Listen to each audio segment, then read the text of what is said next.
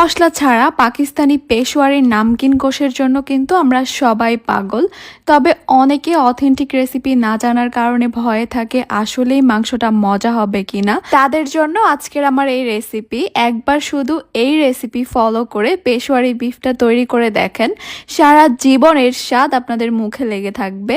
আসসালামু আলাইকুম everyone, welcome to Apsara's mini kitchen. Peshawari গোশ বা পেশোয়ারি বিফ রান্না করার জন্য আজকে আমি এখানে নিয়েছি 1 কেজি পরিমাণ গরুর মাংস। আর মাংসগুলোকে আমি একটু বড় সাইজ করে কেটে নিয়েছি। অথেন্টিক পেশোয়ারি রান্নায় কিন্তু মাংসটাকে এরকম একটু বড়ই রাখে, তবে আপনারা চাইলে ছোট করে কেটে নিতে পারেন। আর অবশ্যই এই রান্নার জন্য মাংসের সঙ্গে চর্বি নিতে হবে আর একটা নল্লি বা হাড় নিতে হবে। যেহেতু এই রান্নার মধ্যে কোনো তেল ব্যবহার হবে না, তাই এভাবে চর্বি আর নলি নিলে রান্নাটা অনেক বেশি জুসি আর ফ্লেভারফুল হবে। প্রথমে এই মাংসগুলোর সঙ্গে আমি 1 চা চামচ লবণ দিব। লবণটাকে মাংসের সঙ্গে খুব ভালো করে মাখিয়ে নিব। এরপরে মাংসগুলোকে আমি 30 মিনিটের জন্য রেস্টে রেখে দিব একটা ঢাকনা দিয়ে ঢেকে।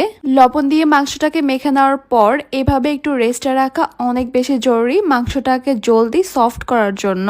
30 মিনিট পর যে প্যানে আমি রান্না করব এই মাংসগুলোকে সে প্যানের মধ্যে নিয়ে নিব। এরপর এখানে দিয়ে দিব আমি কয়েক টুকরো আলুগুলোকে আমি একটু বড় করে কেটেছি। পেশোয়ারি এই নামকিন বিফের সঙ্গে অনেকে আলুটা পছন্দ করে, আবার অনেকে করে না। আপনারা না পছন্দ করলে বাদ দিতে পারেন। এবার এখানে দিয়ে দিব মাঝারি সাইজের 4টা আস্ত পেঁয়াজ। এরপর এখানে দিয়ে দিব 3টা আস্ত টমেটো, আমি শুধুমাত্র মাথার অংশটা কেটে নিয়েছি। এখন দিয়ে দিব এখানে আমি 5টা আস্ত রসুন। আমি এই সবগুলোকে একটু জায়গায় জায়গায় ছড়িয়ে ছড়িয়ে বসিয়ে দিচ্ছি। এরপর এখানে দিয়ে দিব আমি 2 ইঞ্চের মতো আদাগুলোকে আমি একটু পাতলা পাতলা করে স্লাইস করে নিয়েছি। এরপর এখানে যাবে 4টা আস্ত বোম্বাই মরিচ বা নাগা মরিচ। আস্ত দেওয়ার কারণে একদমই ঝাল হবে না, তবে অনেক সুন্দর ফ্লেভার বের হবে। এরপর এখানে দিয়ে দিব 1 চা চামচের মতো আস্ত কালো গোলমরিচ। পেশোয়ারির নামকিন গোশ বা বিফের সঙ্গে মশলা বলতে শুধু এই একটা উপকরণই যাচ্ছে, কালো গোলমরিচ, তাও আবার আস্ত দিতে হবে। এরপর এখানে দিয়ে দিব 1/2 চা চামচ লবণ। যেহেতু আগেও লবণটা দিয়েছিলাম তাই লবণটা একটু বুঝে দিতে হবে। সবশেষে এখানে দিয়ে দিব আমি 1 চা চামচ ঘি। এটা টোটালি অপশনাল। অথেন্টিক রেসিপিতে কিন্তু কোনো রকমের তেল বা ঘিয়ের ব্যবহার হয় না। আগেই বলেছিলাম তেল মশলা ছাড়া, তাই অবশ্যই আপনারা চাইলে বাদ দিতে পারেন। তবে এই পেশোয়ারির নামকিন গোশের সঙ্গে ঘিয়ের ফ্লেভারটা আমার কাছে অনেক বেশি ভালো লাগে, তাই আমি দিয়েছি। যতই বলেন না কেন বাঙালির মন বলে কথা।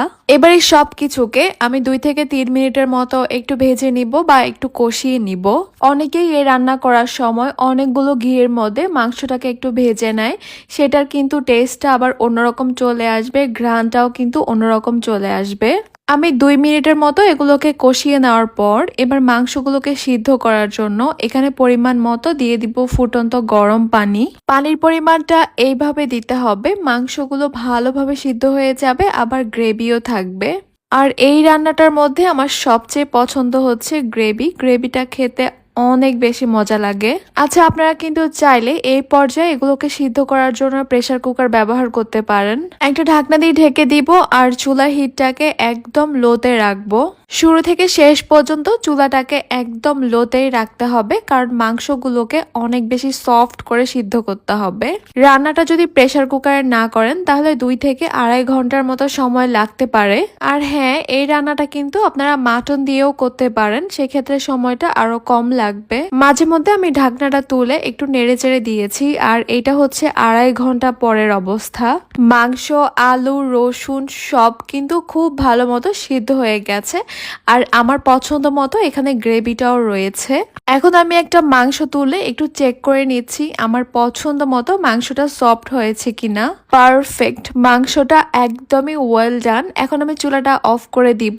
বাস তৈরি হয়ে গেল সবার পছন্দের পাকিস্তানি পেশোয়ারি রোশ বা নামকিন গোশ অথবা পেশোয়ারি বিফ, সে যে নামেই বলেন না কেন পুরা ঘর আজকে ঘ্রাণে মোমো করতে বাধ্য হবেই। যখনই আপনি এই রান্নাটা করবেন সারা ঘর কিন্তু ঘ্রাণে একদম ছড়িয়ে ছিটিয়ে যাবে, আর সবাই একবার হলেও দেখে যাবে কি রান্না হচ্ছে।